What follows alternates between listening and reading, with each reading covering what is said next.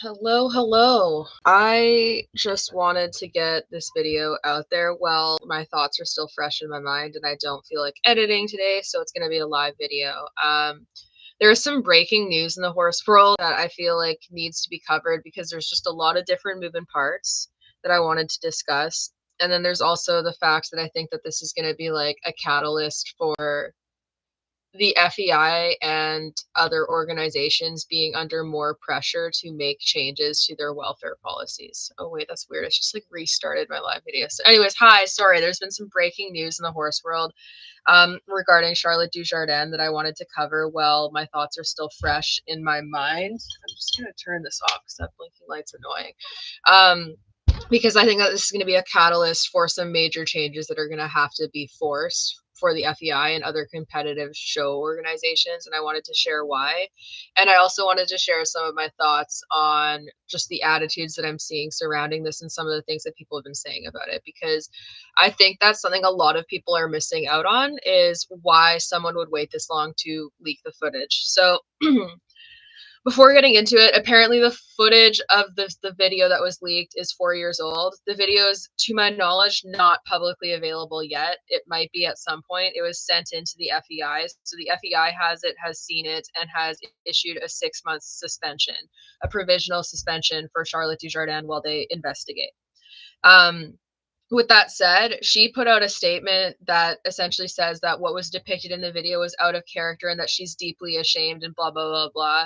And because of the nature of her statement, I would say that what's in the video is probably quite damning to receive the type of response it has. Because, like, what I want to say with the FEI is, like, they're not known for holding people accountable. Like, for them to issue a 6-month suspension, it has to be bad enough that they're doing damage control. And I do not think that they are doing this for horse welfare. I'm going to be completely honest. I think they're doing it to save their asses and do damage control so that they look like they are taking the initiative to protect horse welfare, and they're going to be using Charlotte as a scapegoat. So one thing that I do want to say is that I do think that this, following all of the drama that happened with the Helgstrand case back in the winter 2023, I think that people, following that drama, she's going to be used as a scapegoat more. I don't think that the reaction would have been the same. So to the person in my comments saying, so I don't actually know what's going in the video, I'm used to you being a lot more evidence-based in this. I don't really need more evidence than to say that the FBI suspended her for this. So to try to imply that the video isn't damning when she herself has said she's ashamed of it and she is suspended for it by an organization that is notorious for protecting abusers, it's pretty safe to say that whatever is in the video is damning enough that she would withdraw from the Olympics, and they would choose to suspend literally one of the most prevalent riders in the world. So this isn't really like, I'm not doing a science-based discussion here. This is covering the news. I cannot get more evidence than what is publicly available. And based off of the knowledge that we have, there is absolutely no reason to believe that this is just some little thing that she's getting slapped on the wrist for unfairly, because, again, the FEI is not known for holding people accountable. I think that they are going to hold her more accountable than what they have people in the past who may or may not have done the same thing, because of all the drama that occurred with Helgstrand over the fall. Because that made them look very, very bad, because a lot of people had been reporting him for years and had lots of problems with how he did things. And it wasn't until someone went in undercover, like a journalist, undercover as a working student, and captured all of the footage that they got. And then he was finally held accountable. But he was a known abuser who had been photographed at shows with Rolker in the warm-up ring numerous times. So, like, people knew he was doing these things, and the FEI and stewards were not doing anything about it, despite the fact that people were reporting it. So now that, like, there's so much pressure on the FEI to make changes for horse welfare, I think they are going to start using people to make an example in a way that, like, unfair is the wrong term to use, because if they're actually guilty of the abuse, like, they do need to be held accountable. But I think it's unfair in the sense that right now, because of the timeline for when these people were captured or, like, exposed for doing the things that they were, they're going to receive more backlash and greater punitive measures from organizations like the FEI than what they would if they were caught doing the same thing prior to all of the pressure that's now being put on the horse world to make welfare improvement, especially leading up to the Olympics, because keep in mind the Tokyo Olympics was an absolute disaster for horse sports. There was a whole lot of things that were really public of horses getting injured or dying, and just stuff that made horse sports look really, really bad for Tokyo. So leading up to the Paris Olympics, they're trying to make it look like they've made needed changes and that horse welfare is at the forefront and that they care about these things. So they're going to be taking these measures because there's so much pressure to pull horse sports out of the Olympics, cancel horse sports altogether, and just a lot of discussion that has been going on showing the FEI in a very bad light. I've seen a lot more discussion. Like I've looked at a few threads, and obviously this is biased because this is going to be through my lens. But from what I've seen online, a lot of people are going after whoever the whistleblower is, and by whistleblower I mean whoever submitted the video. It is unclear whether or not who submitted the video was the same person who took it. I would imagine it is the same person who took it or someone closely associated with them, because apparently the video was taken during a lesson. So I would assume that there would be like a handful of people to choose from that would have been able to get that information.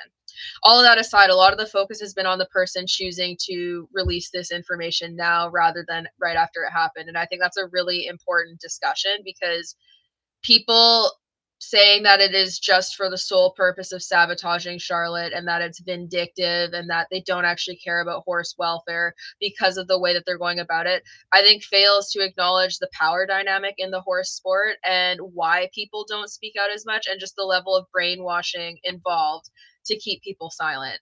So, for example, if you're a groom or a working student, you're working for a big name rider and you capture them doing something really sketchy and abusive to horses, choosing to speak out in that moment when you are still working for them guarantees that you are going to get fired.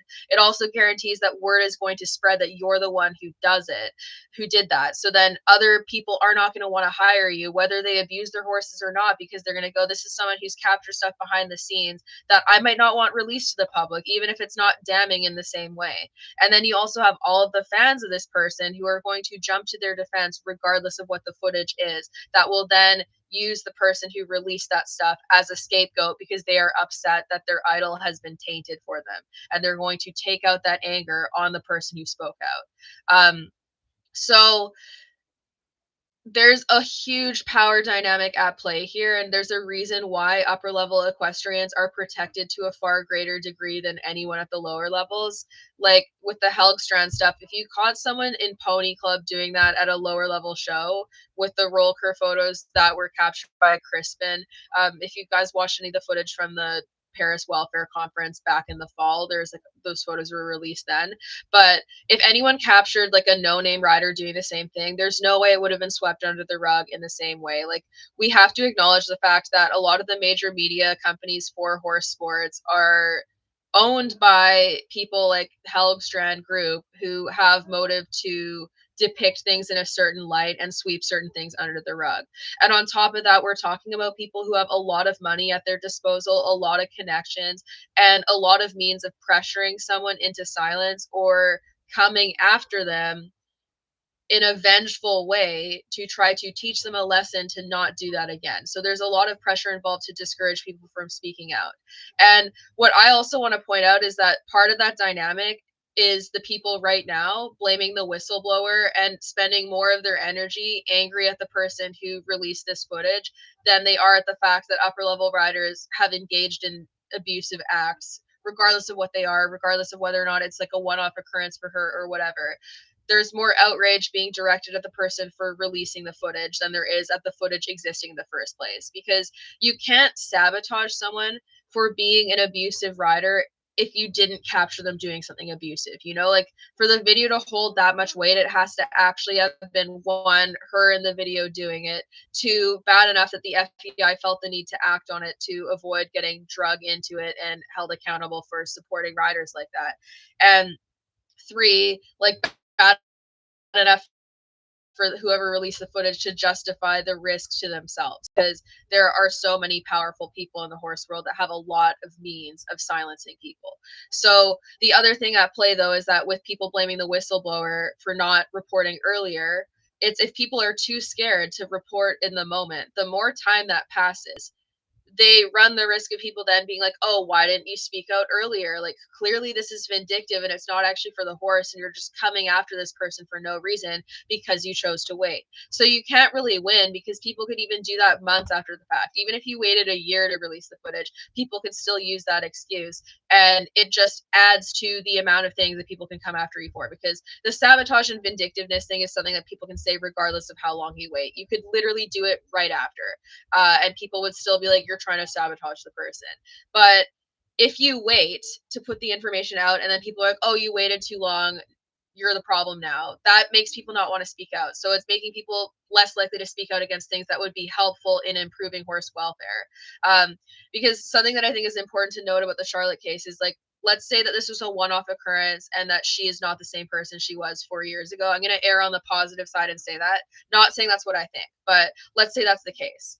Having this issue get exposed into the limelight is putting more pressure on the FEI and show governing organizations to make needed changes to horse welfare. So even if it didn't stop continued repetitive abuse or whatever happened in the video, if she continued to do that year after year or whatever, even if it didn't stop that, it is going to be key in the welfare movement for pushing for policy change. Having the more proof of upper level riders having some level of corruption and stuff going on behind the scenes that is sketchy, the more of that we have going on, the more likelihood there is of pushing for policy change, because it's just adding to the amount of pressure that is being put on these organizations. And I've said this before, but I want to remind people, the FEI is a multi-billion-dollar organization. They are a business. They're a multi-billion-dollar corporation who happens to govern horse sports and who claims that horse welfare is at the forefront of their concerns, but their behavior has demonstrated otherwise. So in order to get the needed welfare policy change that we would like to see, and to encourage them to put the money into doing that, there needs to be incentive causing them to do so. And financial loss and risking the loss of horse sport is a major incentive to push them to make needed changes. So even though this is like late to the punch and it would have been better to have been released earlier on for sure, it doesn't mean it's not helpful. And I just think that when we focus on shaming whistleblowers for when they choose to speak out, we miss the point that it's like, it deflects the energy away from the wrong that was done and instead puts energy onto the person who put that information out there. Because it's not just horse sports. We've seen this happen to like politicians and celebrities where they've abused usually people, and it comes out years after the fact, and then people are like, oh well, like, if this was so bad, why didn't you say it earlier? And usually it's sexual assault victims that are waiting longer. Like, that's a lot of the cases, like with what happened with politicians and celebrities. But it's the same thing. It's like, people wait. The longer you wait, the scarier it can be to come forward, because of people using the length and time that you took to report as a reason to discredit you, when there's just so much at play. Like, I'll be fully honest, like, obviously anyone who follows my platform knows that I talk about welfare stuff a lot. If I was at the point in my riding career where I was working under another trainer who had the means to completely tank my ability to get work in the industry and immediately seize my income right there if I dared speak out against them, and it meant that I wouldn't be able to feed my horses and my pets, I probably wouldn't speak out right away. And also, like, there's the dynamic of if you're young when it happens, like if you're like a minor, or even if you're in your early 20s and you're just getting started out, there's a lot of pressures involved that would make it less likely for you to speak out. And like, it doesn't change the fact that like wrongs should be like exposed and that people should be held accountable, but like, if you risk being able to feed yourself and pay your bills in doing that, there's also the element of needing to protect yourself, and also worrying about the fact that even if you do release these things, again, the FEI is notorious for not holding people accountable. So if you do speak out, there's a good chance that it's not actually going to result in any major changes happening to that person, especially 4 years ago, because the amount of pressure increasing for promoting welfare change has just been boiling over. It's at like a boiling point now. 4 years ago, it wasn't quite at that point. There was a lot more pressure on people who dared speak out about needed welfare change and trying to silence them. There was less of a community of people doing that, so there was less safety. There's safety in numbers now, and there's more people publicly speaking out and boldly speaking out against big name people. and it opens the door to encourage other people to do the same thing because it creates safety. So the timing of it, to me, honestly makes sense because it can take a while to build up the courage to have a voice in the first place, especially if you're directly involved in what you're speaking out against. Like for me, as a welfare advocate, I have the privilege of not having been the one who was working with or for the people that I'm speaking out against. And I'm also not the one who took the footage. If you are directly involved in the situation to that degree, it changes the dynamic enough that it would be scarier to speak out. And even in my place, like what I will say is that there has been attempts from people higher up in like the FBI and like organizations to use intimidation tactics of some sort to silence me, like what happened at the Paris Welfare Conference. And I'm not going to lie, it was really uncomfortable. My heart was beaten out of my chest that whole time when I was talking to the FEI director of Solidarity and just the way he was speaking to me, and then finding out that he later tried to get me removed off the panel because he didn't like what I was saying. Like those are intimidation and coercion tactics that are trying to be used because he saw me and was like, this is a young woman. I'm a much older, mature man who is of a status that can be more pressuring. And a lot of people would have folded to the pressure. And like, I was scared, and I, like, if it wasn't in person, it would have been easier to take a step back.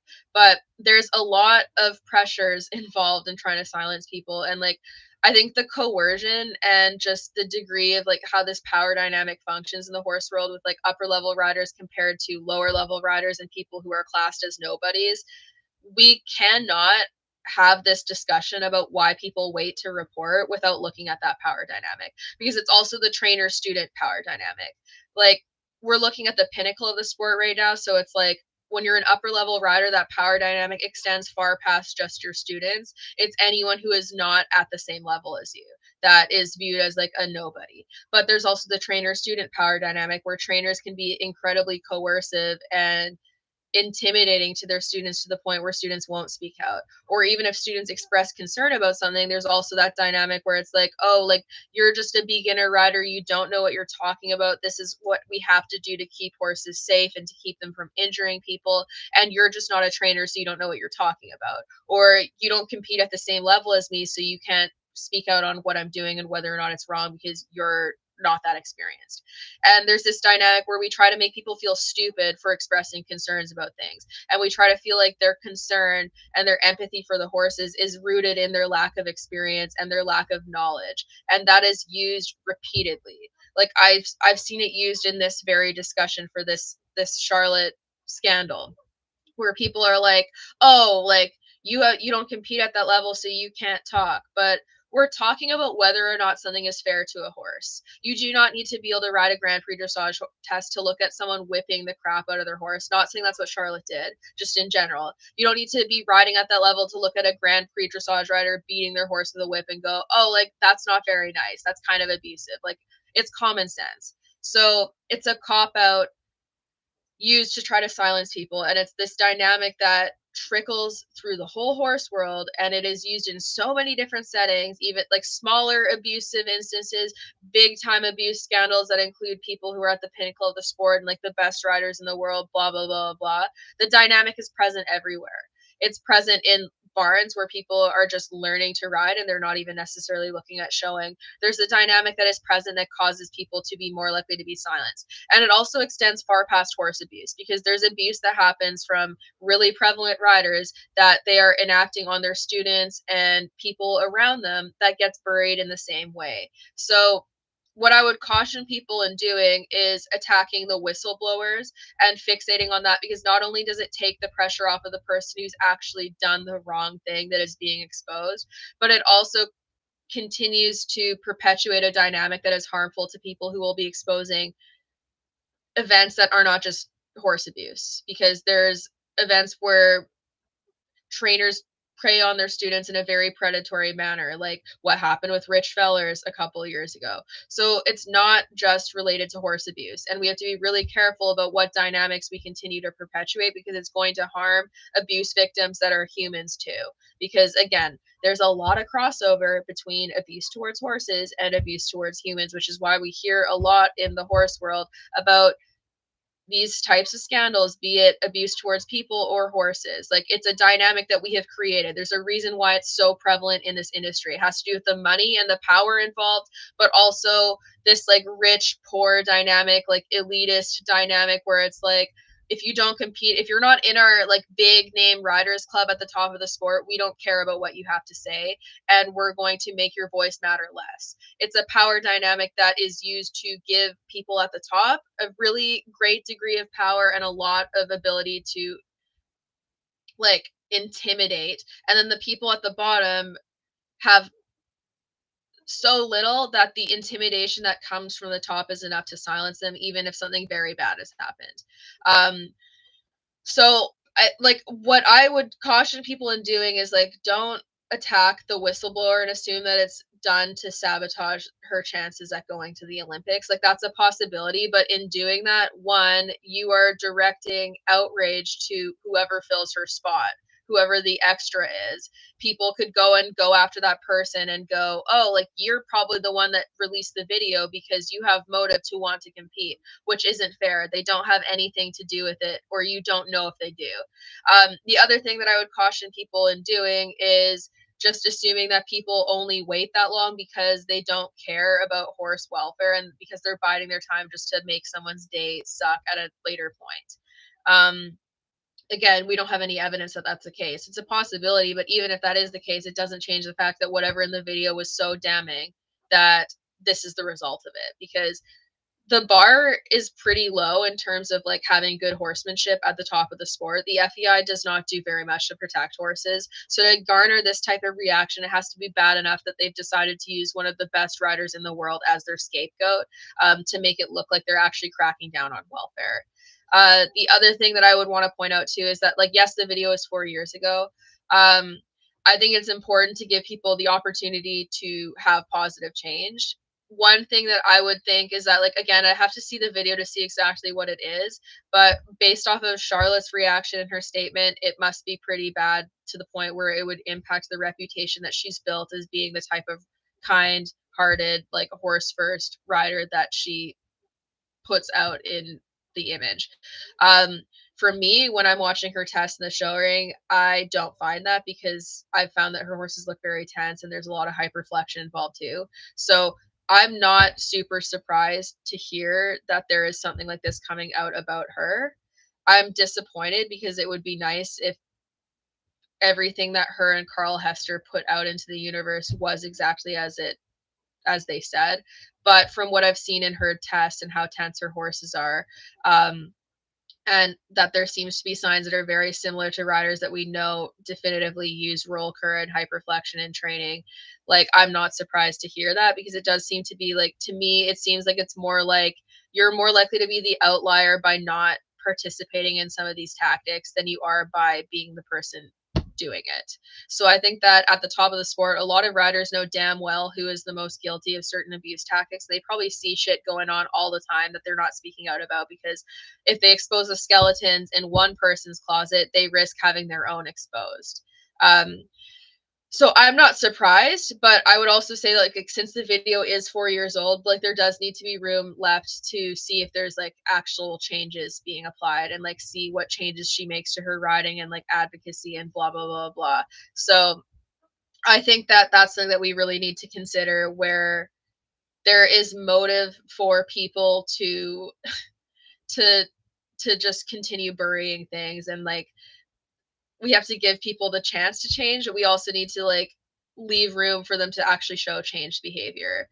So like what I would personally like to see from her is, when she does eventually come back to competition, it would be really nice to see horses that aren't so tense and hyperflexed and drawn in the way that they have been over the last several tests that I've seen.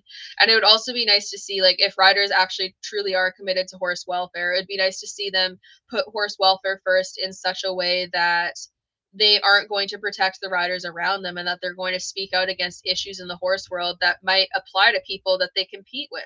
And it doesn't even need to, like, you don't even need to throw a specific person under the bus. What I'm referencing is that they could go, yeah, hyperflexion is a huge problem in modern dressage, and there are a lot of people that are guilty of doing it, and that there's a lot of like research now done on dressage horses that's showing a high instance of stress and pain behaviors. And it would be nice to see more people at the top of the sport acknowledge that and actually give some attention to the people who have been doing the welfare advocacy, so that people who are ignoring that advocacy in the research on the basis of like, oh, like you don't compete at the upper levels, can look and go, oh, well, now upper level riders are recognizing the fact that this is a problem. But I'm not going to hold my breath for that to happen, because they have motive to not do that, because it will alienate them from their peers, and it could potentially put them at risk of having someone come after them for doing so. So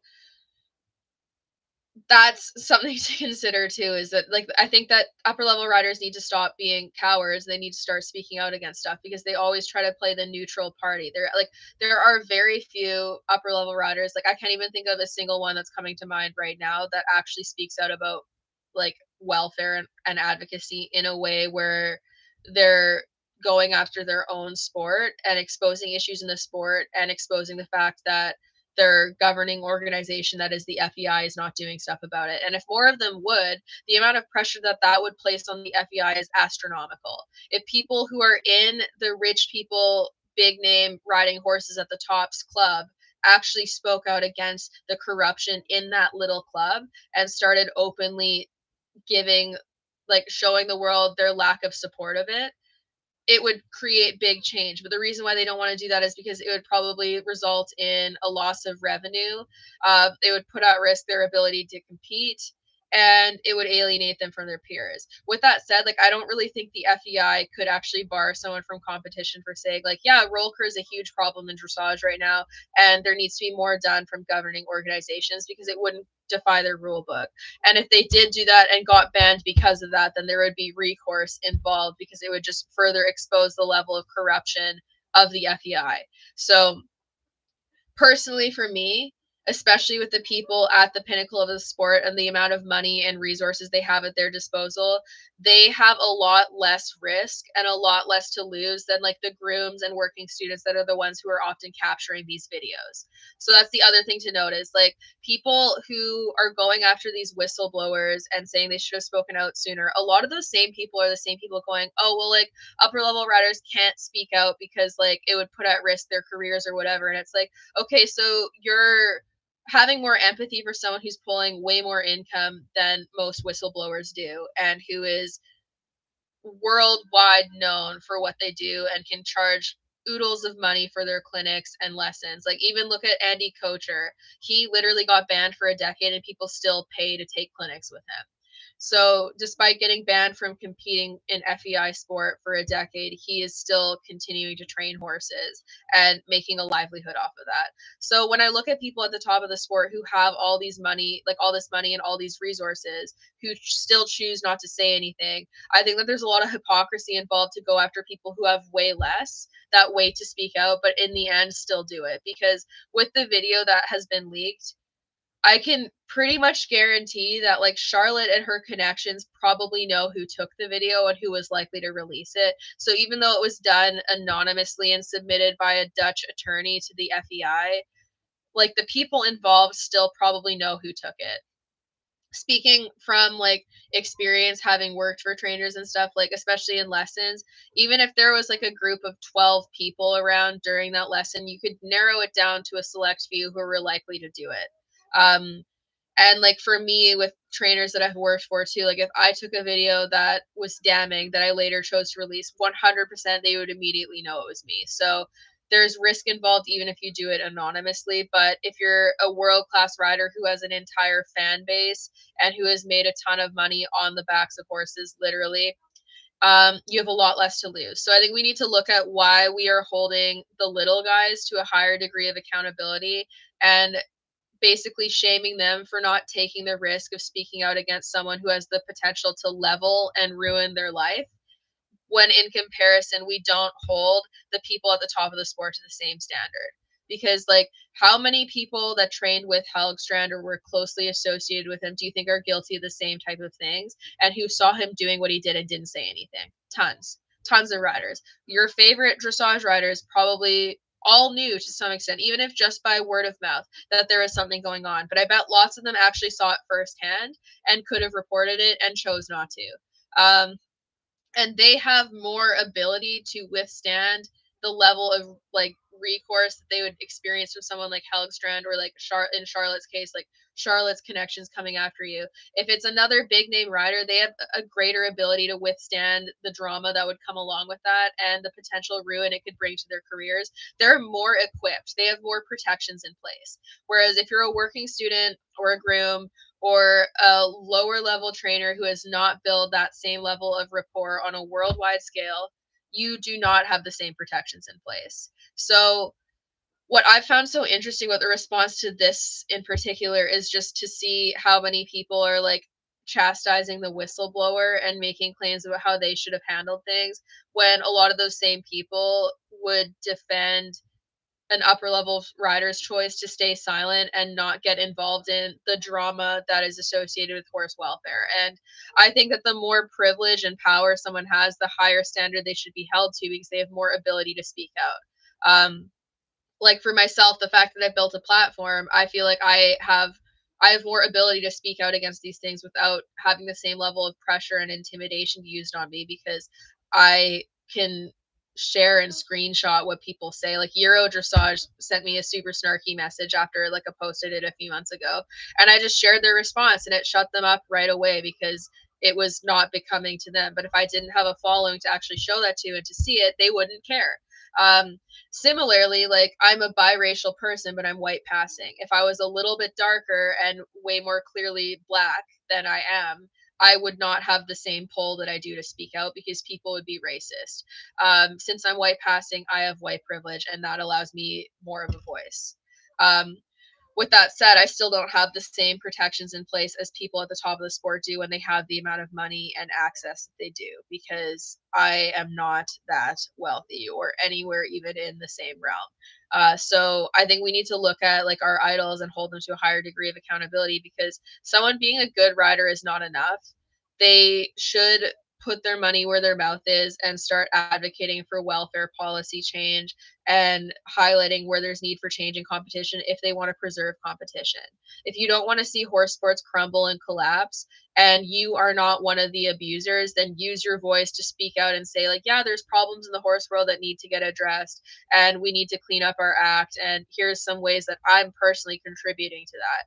If more people would do that and would stop being so scared of like the press that it would give them, like the bad press, I think they'd actually see a positive change, because I do think that at this point we've hit a turning point in the horse world where I think if a big name rider started to be actively involved in the welfare movement, they would actually garner more support, because I don't think they would lose as many people as what they would gain by being someone who is like clearly being like a trailblazer in their sport by actually participating in the discussion revolving around welfare change in a big way, and actually doing so in a way where they're having enough of a voice that it's going to be like they have to make people uncomfortable. I guess that's what I'm trying to say, is you cannot make change right now with how the horse world is. There's no way around it, that if you want to actually have your voice matter, you're going to have to make people comfortable. I mean uncomfortable, because right now a lot of the people who are the most guilty of abuse have been made comfortable for a very long time, and that's why there's so much outrage involved when they're suddenly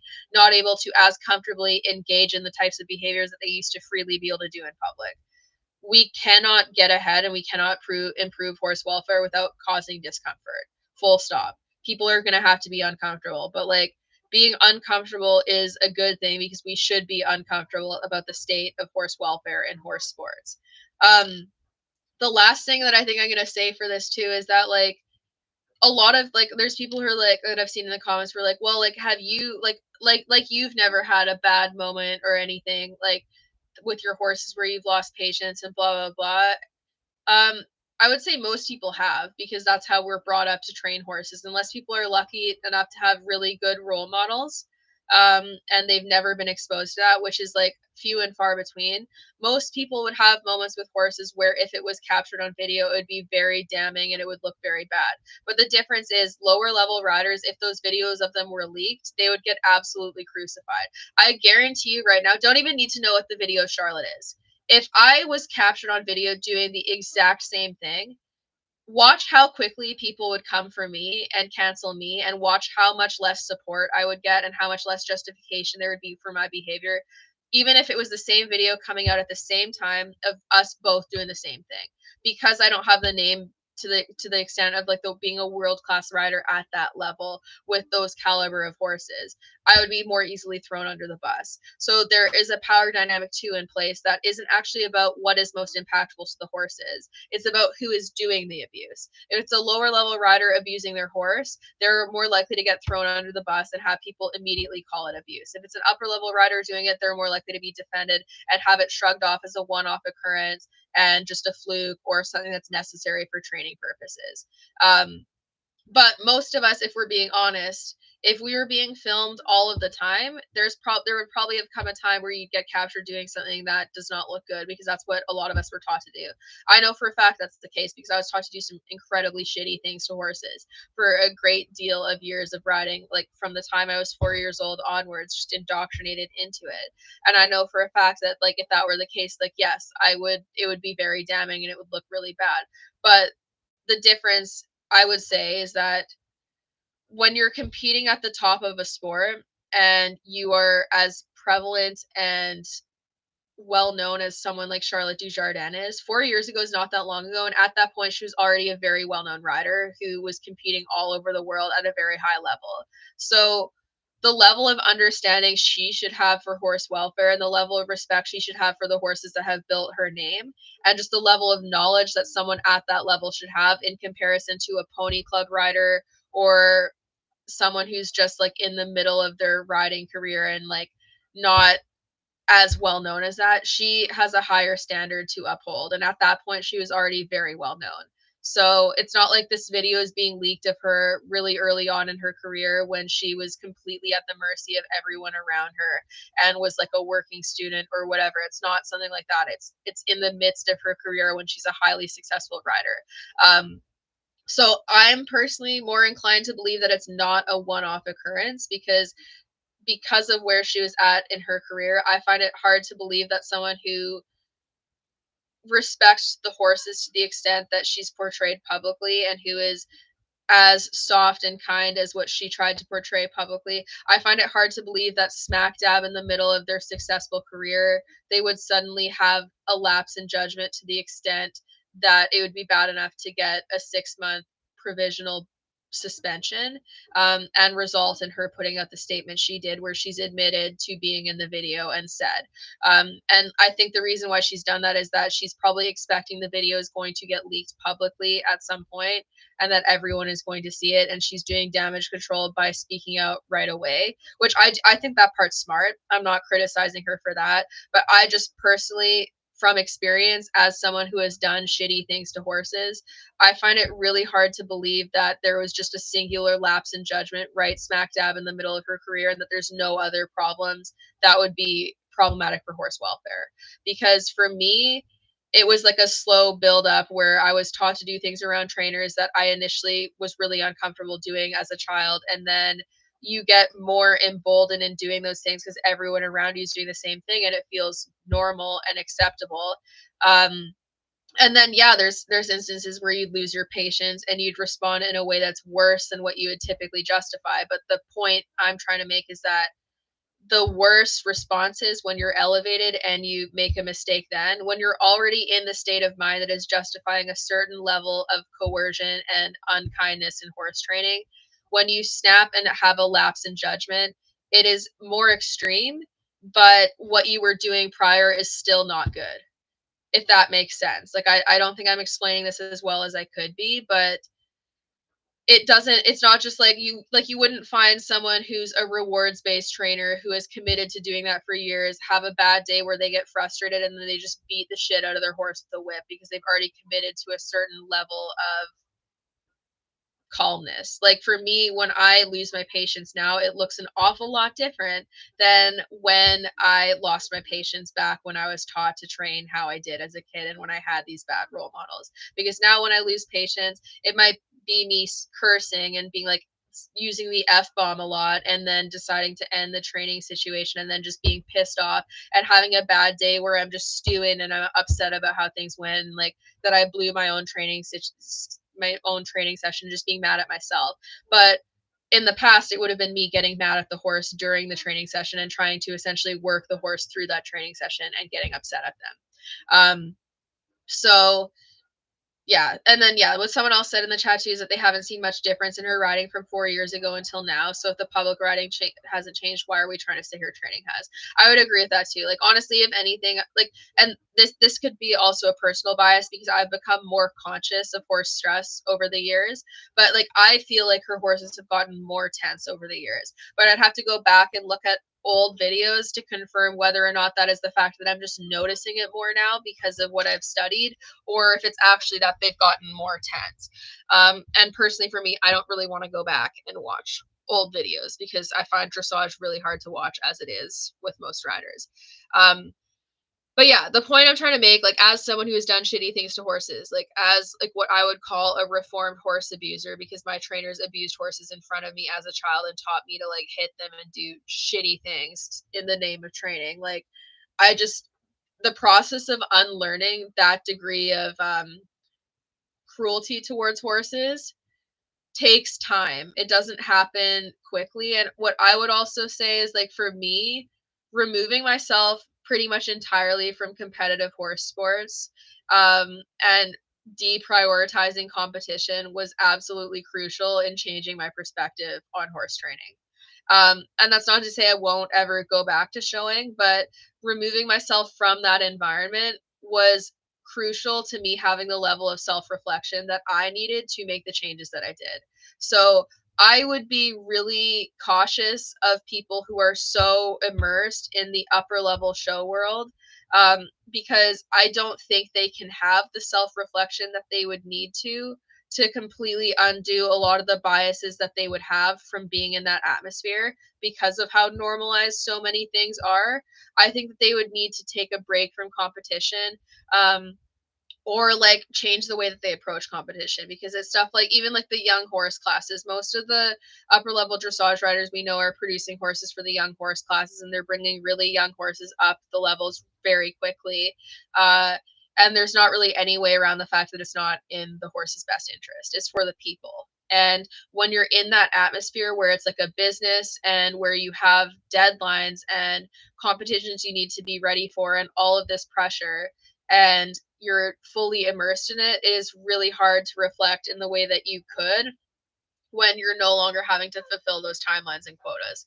Um, so, like, for me, that was something that, like, brought huge changes, because now when I put myself back in the show world, I'm entering it with a completely different perspective than what I would have had when I was actively chasing horse show dreams and doing all of that stuff.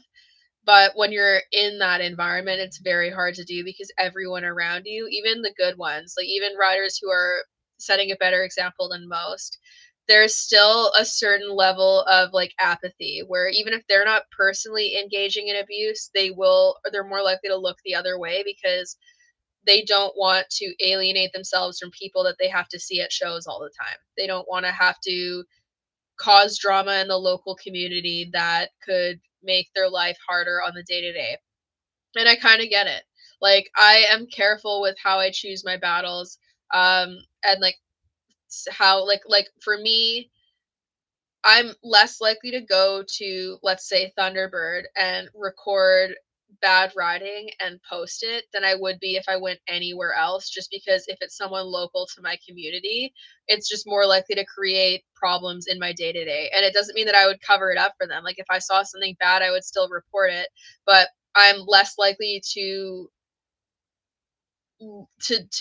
look at things. Like, I'd rather get a video sent to me that someone took of a local rider at Thunderbird that I didn't take and that I'm not personally there. Like, I would want to have a space that was removing me slightly from the situation, if that makes sense. But now that I don't show, it's a little bit different because I'm not going to have to hang out with those people all the time at shows.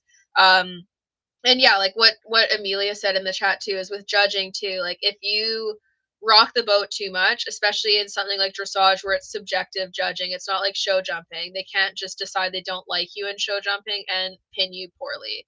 But in dressage, if you step on too many toes and you upset people who have ties to judges and stuff around you, it could tank your career right there. Even if your riding's great and nothing's changed, people choosing to like you less because of the stuff that you say could result in how you get judged at shows. And that applies to more than just dressage. It's literally any event where there's subjective judging. So basically anything that's not a speed event that is just focusing on like speed and accuracy. So it'd be like hunters, dressage, like any like working equitation, but working equitation has more stuff in place to be more ethical, so I'm not going to drag them into this right now. There's still problems, but it's way more preferable in my opinion to dressage.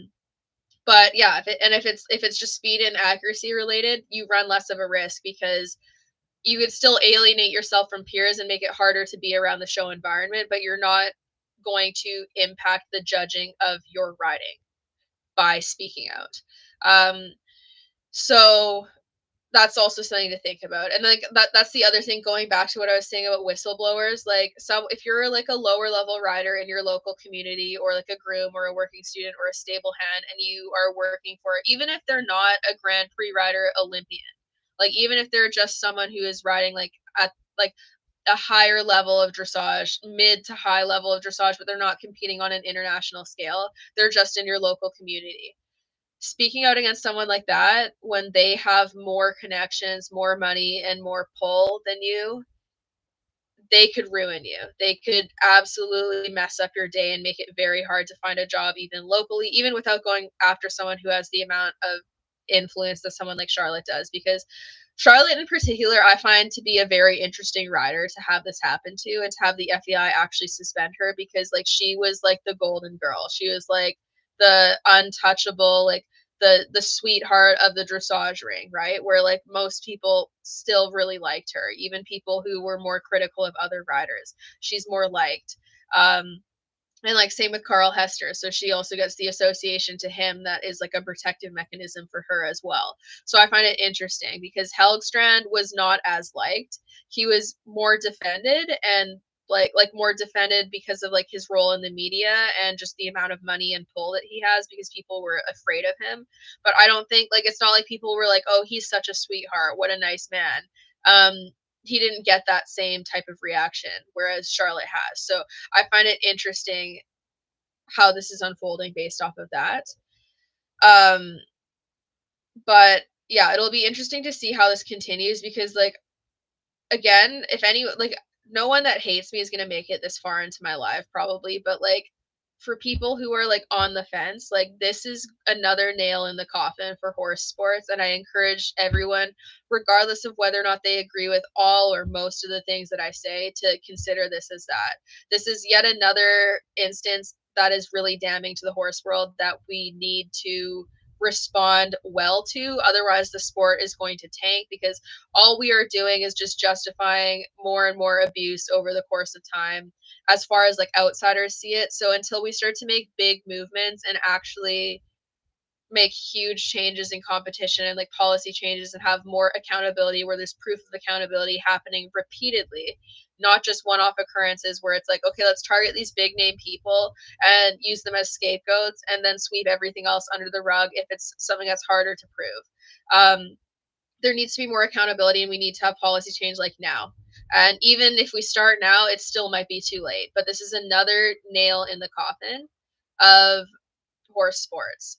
And it's going to impact all sports, not just dressage, because people are losing their patience with horse people. So we have limited time left to make needed changes. We have limited time. And if we keep biding our time and shrugging it off and being apathetic, we are going to create our own demise. Since I'm further removed from the horse show world, honestly, quite frankly, I'm like, if this is the hill people who are heavily immersed in showing want to die on, I'll dig your grave, because it's easy enough that it's like if we all banded together and just was like, we need to use researched facts to make changes to horse sports and do so in the least biased way possible. Let's let equine scientists and people who have dedicated their lives to researching these things all come together and talk about needed changes and use that to influence policy change. That would make sense, and I think that would be the most fair way of doing it because the horses don't have voices, they can't advocate for themselves, so the best advocates for them are people who study them for a living, and getting them together to make just, like, what practical ways to improve competition, and then just letting them run with it, and not having it be influenced by people who have inherent bias, such as competitors that don't wanna have to change their riding practices, and people at the top of the sport and like those investing in the sport that don't want to lose their investments if they've invested in riders that are less likely to be successful if there's changes. Because yeah, as far as I'm concerned, it's like, do you really need to be competing at the upper levels if you cannot do so ethically? Do you really need to be in the Grand Prix show jumping ring if you cannot do so without extremely harsh equipment? I'm of the mind that you don't need to do that, and I'm of the mind that if these riders are so great, like everyone says they are, and if they're really the best of the best, changing equipment rules and making things more ethical, they should be able to catch up and just make changes and be fine. If they're really the best of the best, they can adapt.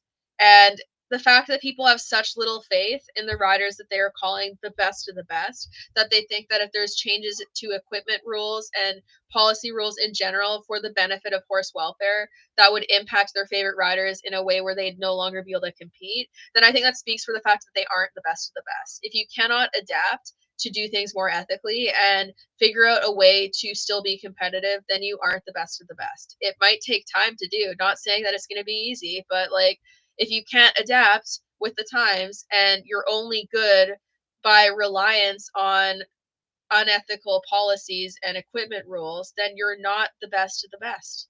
Sorry to say, like people who are the best of the best and are actually like here for the future and are going to go down in history as horse people should be able to adapt.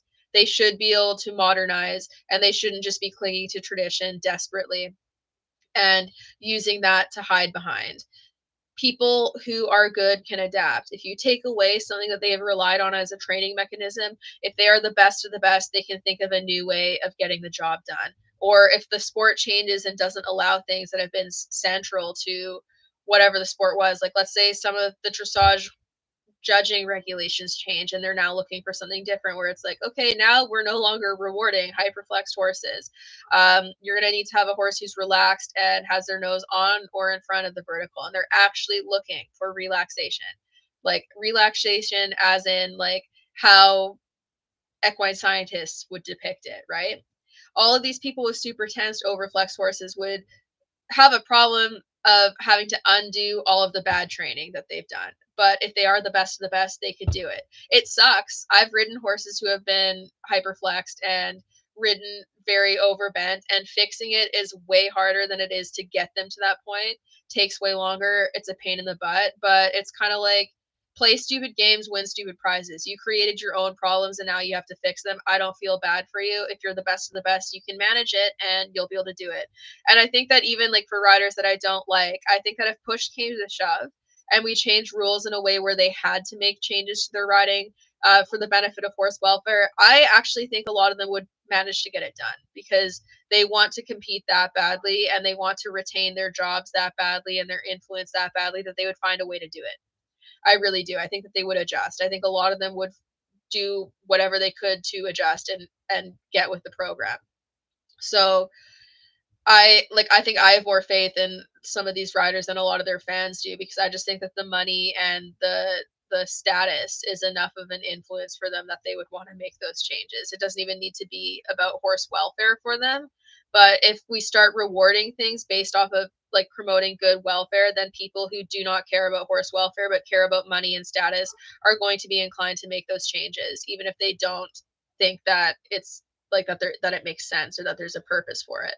Um, so yeah, like I've said this a bunch of times, but like the horse sport is going to die if we do not get our shit together and actually start making needed changes. And yes, that's going to mean taking a hard look at a lot of your favorite riders and going, should I continue supporting this person's conduct? Because the Olympic sports are what everyone watches. They're what people see on an international level to a far greater extent than other horse sports. And the people who are representing the horse sport in those scenarios need to be showing what, like, showing the good of it rather than constantly representing the bad. And like horse welfare seems to tank the higher you climb the levels, which speaks for the fact that money and status are huge influencing factors that are impactful to horse welfare and result in horses not having the protections in place that they should. And that's something that needs to change. If people start getting rewarded to the extent that they are now, but for like having good welfare practices, imagine what the horse world could be. It would change the state of the horse world. And like there's a lot of conversations that are gonna need to be had that a lot of people who don't like change are not going to like. Because like I think another one of those conversations would be, is it ethical to ship horses across the world just to parade around for the Olympics? Is that in the horse's best interest? Or would it be better to set up similar areas in like locations that are closer so that riders could all in one area could all go compete at one location and riders in another area could go compete at one location and then you just have the judging panels go there, like there's things in place that we really need to consider. And yeah, what Jeff said in the chat too is that the horse community slash media needs to do a better job featuring good riding and training in the sport too.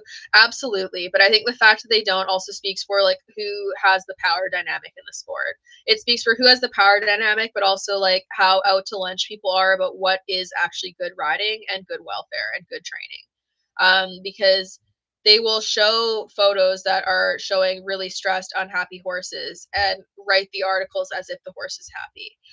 So they need people in media that are actually, again, like welfare forward people and people who are educated on that. And like same with judging and stuff too. Like there's no reason why judges should not have an understanding of horse behavior to the point where they can look and see whether or not there's stress signs. If a horse is wringing their tail for the entire dressage test, there's no reason why an experienced dressage judge should be watching this many horses go on a daily basis when they're judging and not be able to notice those things. It's like a very easy thing to teach that could be included in their judging.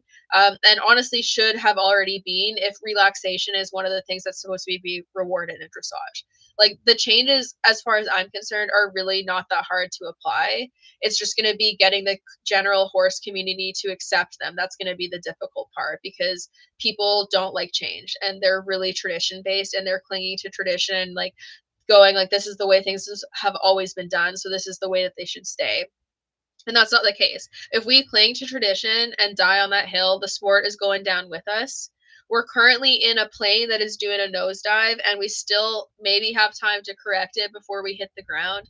But the more people commit to just being like, oh, well, like I've always driven the plane this way, so we should continue doing it. The more we see behavior like that, the more screwed we are. And like whether or not you compete at the upper levels or have upper level goals or whatever it is, whether or not you do that, it's going to end up impacting you because they're going to come for the sport first and then they're going to start to come for like riding of horses in general.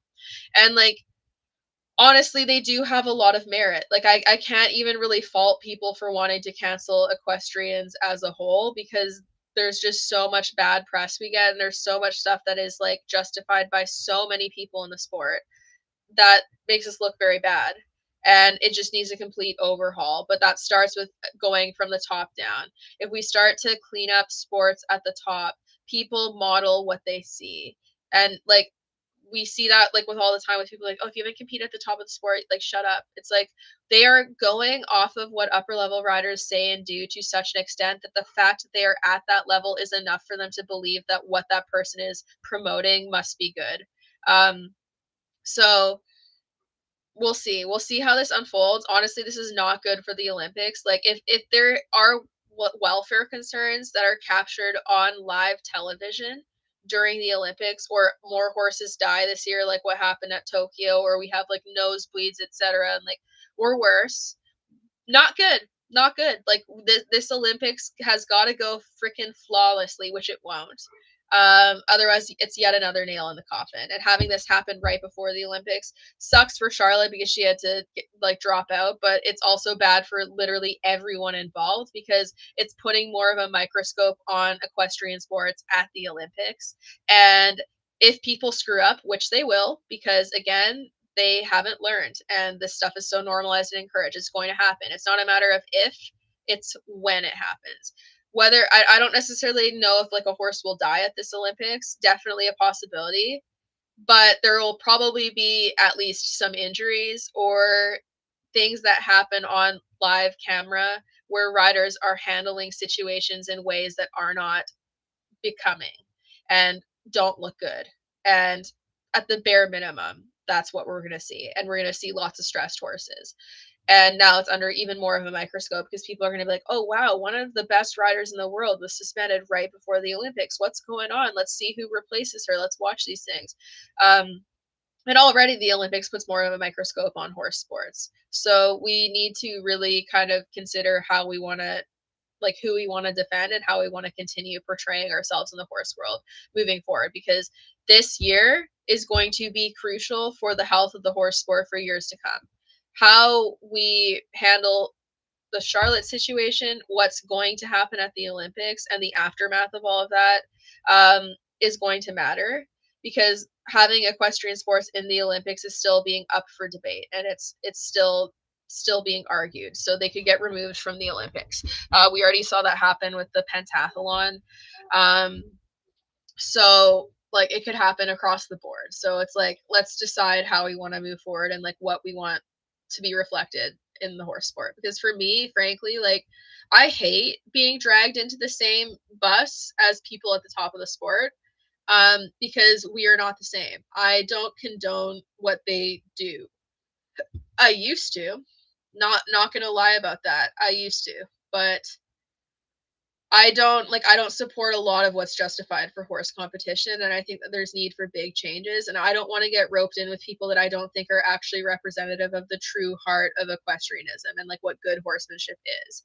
And like the top levels of sport should be the best of the best representation of good horsemanship, and that should include welfare, not just general talent and ability to ride the horse around. And yeah, the person to say that for the FBI to ban her tells me they are now taking horse welfare seriously. I don't think so, honestly. I think that they are realizing how much more at risk they are and how much more pressure there is, and they're using her accordingly as a scapegoat.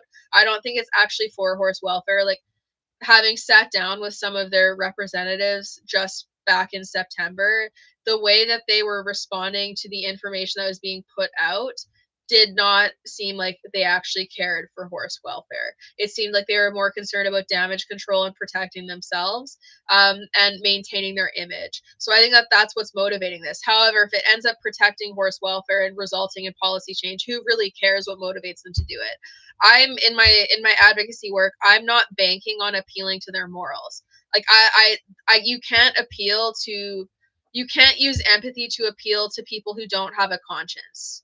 So I'm not banking on having them come forward and make changes because they feel bad for the horses. I'm banking on it happening because of the monetary loss and the overall pressure worldwide. And I think that's going to be what makes the change. I don't think it's going to be appealing to their empathy because they don't have any. It's a business for them. So this is the thing, is for a lot of these people that we're talking about, we're not appealing to empathy. The empathy that we appeal to is for people who are watching the sports and who love horses and who are not directly involved. But when we're trying to make policy change on an international scale with organizations that are making billions of dollars off of what's going on, we're appealing to their business and the financial loss aspect of it, and having potential sponsors and whatnot removed. And that's going to be what results in the change, because at the end of the day, they're a business. Like the FEI guaranteed knows way more about welfare issues and like the degree of the abuse in the sport than what any of us do, because they see what gets reported, and also they see what doesn't get reported if stewards are witnessing things. But there's probably a lot of reports that they just ignore. Like not even probably, I know there is, because like I've made some myself and I know people who have too, and nothing comes out of it. So like they know the degree of the welfare issue in the sport to a far greater degree than the average person does, and they just do not care. They know how bad the hyperflexion issue is. They have the money in place to actually put into funding studies to show whether or not it's beneficial. And the reason why they're not going to do that is because it's not going to go in their favor. So beyond like anyone else, like they're aware of how bad the welfare situation in the sport is, and they just don't care. So that's why we have to appeal to them as a business and be like, you're going to lose money off of this, and you're going to lose sponsors, and you're going to lose support. And that is where like money talks. That's what's going to bring the change. It's not going to be appealing to morals, because we're not talking to people who have morals. Some of the upper level riders, appealing to their empathy and morals might actually work, but even for people who possess empathy, being told that you've been harmful to your horse for years and that what you're doing is causing harm, a lot of people go into massive denial because it's a really painful thing to accept. And it's easier to just be in your crowd, which everyone at those sports is probably going to be thinking relatively the same things as you, and defer to their opinions than it is to defer to the opinion that calls to question your livelihood and the way that you handle horses. So yeah, like what's going to result in policy change is going to be pressuring them in a way that risks the loss of money and having the sport be at risk of removed from the Olympics, in addition to having the risk of sports canceled altogether, is a huge monetary loss. I would imagine the amount of money that the FEI would lose if they were no longer allowed to like run their sports in the Olympics would be pretty massive, just off of like the advertising alone. The advertising revenue and sponsors related to that, like I would wager that it would be a huge monetary loss. Can't speak for exactly what it is, because you can't even find what the FEI director is getting paid for his job. I've tried. There's stuff that says like what they think it might be, but it's hard to find like an exact number. But yeah, like they're gonna lose a ton of money if they get booted out of the Olympics, and like I think that's why they're starting to do more damage control. And like I think that Charlotte's being made an example for that. So I do think that the way that they're handling her in specific, it has more to do with them trying to secure like sympathy and try to make people think that they care about horse welfare more than they do, than it actually has to do with what she did. Amelia said, how do you think we could manage to get them to change certain aspects to encourage people to get rewarded for better horse welfare and competition? What steps could be the most effective? I think continued pressure through like media and like social media, because obviously a lot of equestrian media is not going to cover much in the way of horse welfare if it's like actually asking for major changes to competition, because they're appealing to people who are in competition. So I think one, proving like bringing forth resources and studies that show why there's need for change. Two, sharing it all over so that people in and out of the horse world can see it. Three, if you can get any news stations that are not horse specific to cover any of these things and talk about the welfare problems in the horse sport, I think that would be a very effective way, because I think honestly appealing to the general public for change is going to be more effective than appealing to most horse people. The other thing is petitions. Like we have the Alliance for Horse Welfare and Sport has a petition going on that we're trying to get as many signatures as possible. Petitions aren't like the biggest pull, but like as things start to snowball and more stuff starts to happen and there's more pressure building, having a petition is going to at least help. It's not going to hurt anything. So sharing and signing petitions, specifying exactly what changes in policy you think would be good, and if you can source them with like studies. So for example, like hyperflexion and like anything adjacent to that should not be rewarded in competition, and here are all the studies supporting why that is. And then, yeah, like what Jeff said, don't buy from brands that supports problematic riders, support good riders and their sponsors. Full disclosure, Helgstrand Group owns Chronicle of the Horse. They also own, I'm pretty sure it's WEF. They own WEF. They own, here, I'll just pull up what they own. Because like Helgstrand Group owns a crap ton of stuff. Yeah, in the horse world. So yeah, they own Beer Bomb, they own Kingsland, Helgstrand Jewelry, Wellington International, Reisenbeck International. What else? Sorry, I'm pulling this up. You can also see this on their website. Reisenbeck International, Helgstrand Event, Ruxbury, Global Equestrian Group. They own Outstanding Stables by Patrick Kittle, and I'm pretty sure, yeah, like Ludger. They also, I already said that they already own Ludger Beer Bombs. Stuff. Oh, and they own Showgrounds Live. So that's a tricky one if you show at all, because if you compete at events like Thunderbird and most A-rated shows, you are doing your entries through Showgrounds Live. So just some food for thought. Like for people that actually want to boycott, it would probably mean not showing at venues that are using those types of things. But like if you can boycott even like one of those companies, that's better than nothing. So like I would say targeting the clothing brands would be exceptionally easy, and then also like you could choose to avoid venues that they own, um, and not train with trainers that they're supporting. But yeah, like he's a multi-billionaire, so he owns a lot of stuff.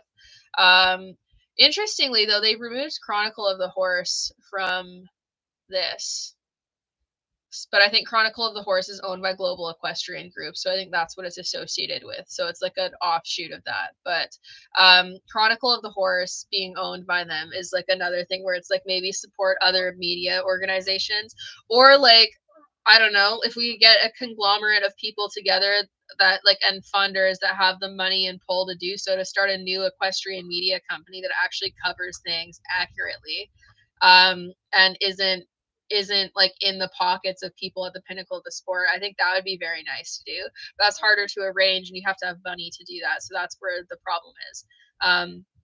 But yeah, having like a completely unrelated media organization to cover horse sports that is less likely to have bias, that would be ideal. Very hard to find right now because a lot of them, even just reading the articles they put out, there's a very clear bias that's like seeking to protect certain riders, and like writing things within a sense of being like, oh, a freak accident, blah, blah, blah, even if it's something that was influenced heavily by like how the rider was. Like when that dressage horse died a few months ago, they called it a freak accident, which fails to recognize the fact that for a horse to get so panic stricken that they go bolting straight into a concrete wall, they have to be very scared, and there's a buildup that results in that. That it's not just something that where they just do that randomly.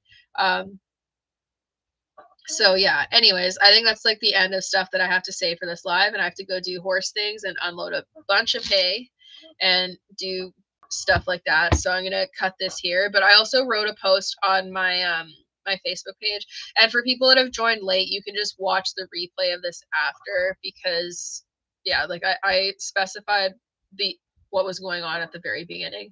But yeah, it'll be interesting to see how this unfolds. I would just caution people in like really giving the FEI a huge pat on the back for this, because like keep in mind that this is not an indicator that they have fully changed or anything. It's an indicator that they're doing damage control right now. And if anything, this is a sign we should increase the amount of pressure and scrutiny that we have towards them, not lessen it and be like, oh, they're being so good, let's give them a pat on the back, they're so great.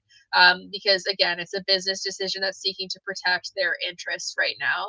And they've done this in the past where they'll do things to make it seem like they're making changes, and then they won't actually enforce them in the long run. So maintain your skepticism. And like you can say that this is like a good start, but let's keep in mind that the FEI is a multi-billion-dollar organization that has built their entire like framework on how things are currently running, and that's what they're profiting off of currently. They don't know what their profits would be like if they were more welfare focused, and so they're going to just do what will appease and placate the general public in the way that they think it will. So don't give them more of a pat on the back than they deserve. And yeah, so and also saying that they're investigating the issue. It's like we don't even know what they're doing. They could just be saying that to placate people again. Plus, it's like if it's a 4-year-old video, like how exactly are you going to investigate to see if those issues are still present? When if you go into those barns right after this, they're probably going to be more on the up and up now that they know that this has happened, that there's an investigation in place. So that's also something I would be really conscious of, is like I don't really see how you can fully like you could look, unless they were bringing welfare professionals in to like actually do a full rundown of the farms, and like sneaking people in or having spies over a long period of time. I don't really know how you could investigate this in any practical way to see if it's still actively ongoing. But yeah, we'll see how it goes. I think that the best thing they can do to actually show that they're serious about horse welfare is to stop freaking rewarding riders who are riding around on hyperflex horses. That's not going to happen at the Olympics though, because a lot of people's favorite riders would not be winning then, so they're not going to make those changes. But that would be a great way of showing that they don't want like abusive training techniques to be platformed, because if you're rewarding people who participate in those techniques, there's not really any incentive for them to stop doing it if they're winning. And yeah, so Yeah, exactly. Let's not praise them for doing the bare minimum. Let's just use this as a sign that we should continue increasing pressure because the amount of pressure they're currently feeling is resulting in changed behavior. So that is not a sign to back off. If anything, it's a sign to floor it and hold them more accountable because it's working. So don't take this as a sign that you can like release the pressure on them. Keep going. We are very pro like increasing, like escalating pressure to a severe extent when we're talking about billionaire corporations because they pressure all of us on a daily basis simply by existing. So I have absolutely no empathy at all for people involved in like upholding these types of structures because I think they're all toxic, and that it just doesn't need to happen that way. Like there's no ethical billionaires. I'm not going to go on a capitalistic rant right now, but I just want people to know that that's what I think. And it would just be nice to see an overhaul of the entire planet so that we stop getting these really corrupt, powerful, exceptionally rich organizations that are essentially running the world. And like the FBI is just running like the horse sector of the world. But it's really it's a good lesson on how much influence someone can buy when they are a billionaire. Like go look at Helgstrand and just the and those are just the companies that he publicly owns. It's not going to show like people that he's invested in, but he's not like actually directly running the company or like funneling money to or like paying people hush hush money. Like when you have that much money, the amount of influence you can have, even on people who aren't okay with what you're doing, it's huge because honestly, even some huge welfare advocates, if they're really hurting for cash and they're going to lose their home or something, and someone was like, I will pay you 500K to shut up and never bring this up again, a lot of people would probably do that. So if you have the money to just hand out cash like that, like it's just like a dollar, it's really easy to get people to just not speak ill of you because you can pay them off. And you can also pay for media corporations to post things that might put them in a bad light, etc. So I don't know. Like we need to just keep being really critical of the FEI because they need to be setting a good example for the entirety of the horse world, and they aren't right now. This is a positive change, I guess, because they're actually holding someone accountable, but I think that it's more for show than anything else. So it's going to be interesting to see how this progresses, and I'm also very, very interested to see how the Olympics actually go. So anyways, we'll see how stuff continues. But everyone keep the pressure on. Like if you're like, if anything, this is like where what I would encourage people to do is if you're watching any of the Olympic horse sports, watch what's going on with a very critical eye, film it, record it so that you can play it back and you can capture things that might end up on the live feed that will not be clipped and posted to watch as a replay. So watch very critically, take documentation. And if you're watching it live, be ready to film and capture things that they're going to cut away from and not put in the replays. Because the more people we have that are doing those types of things, the more accountability there is, and they can't gaslight people into thinking that things didn't happen simply because they hide the footage. So watch critically, take footage, take documentation, and if there's something you notice that is really sketchy, then send it into like media stations that will cover it, or send it into influencers and people that will cover it, and like advocates. If you see anything in specific, you can send it into the Alliance for Horse Welfare and Sport, and we will definitely post it. But yeah, just be critical, watch things closely, take little clips and sections of stuff that's sketchy and get like collect evidence and send it off to people who can use it, or use it yourself. But I understand why people might not want to speak out for reasons that I talked about earlier, because it can be really hard and it does definitely put you at some level of risk.